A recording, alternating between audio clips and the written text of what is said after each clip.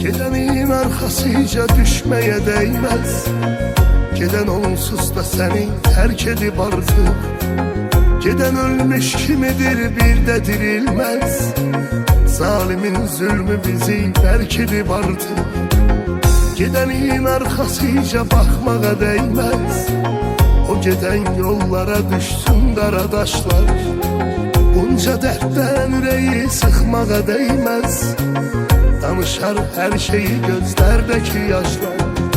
Oxud olsun gelsin səsin, belki ruhum aram olsun.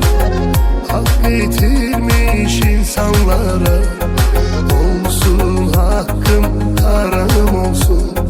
Oxud olsun gelsin səsin, belki ruhum aram olsun. Hak itirmiş insanlara olsun hakkım haram olsun.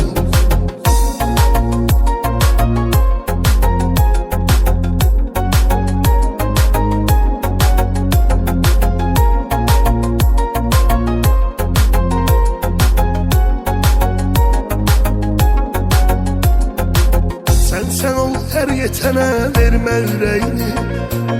Anladım çok şey ben peşman olanlar. Çok buna adamlara serf etme emeğini.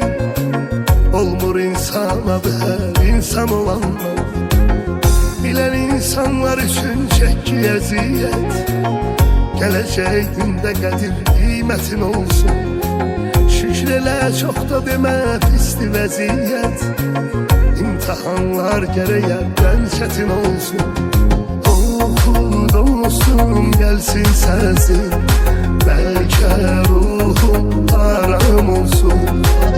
Hak itirmiş insanlara olsun hakkım haram olsun. Oxud olsun gelsin səsin,